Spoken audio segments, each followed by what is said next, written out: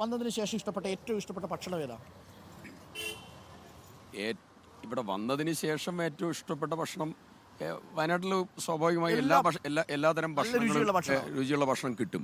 അത്ര രുചിയില്ലാത്തൊരു കാര്യം ആശ്വസിപ്പിക്കാതെ അല്ല, ഇപ്പൊ ഒരു പുതിയ ട്രെൻഡ്, ഒത്തിരി റെസ്റ്റോറൻറ്റ്സ് നന്നായി കൂടി വരികയാണ്.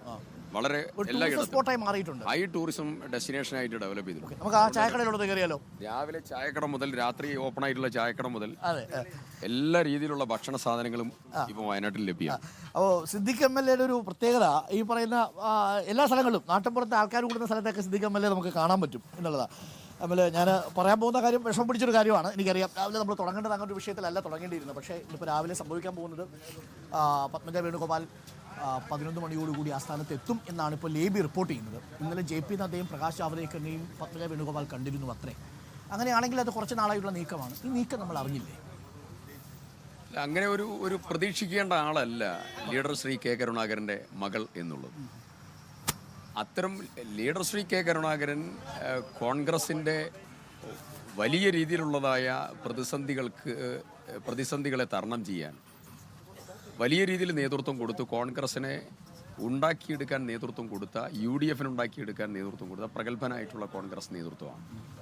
അദ്ദേഹത്തിൻ്റെ മകളുടെ അടുത്ത് നിന്ന് അവർ KTDCയുടെ ചെയർപേഴ്സണായിട്ടുണ്ട്, അവർ പാർലമെൻറ്റ് തിരഞ്ഞെടുപ്പിൽ മത്സരിച്ചിട്ടുണ്ട്, അവർ നല്ല രീതിയിൽ മുന്നോട്ട് പോയിട്ടുണ്ട്, കോൺഗ്രസിൽ പല സ്ഥാനങ്ങളിൽ അവർ വഹിച്ചിട്ടുണ്ട്.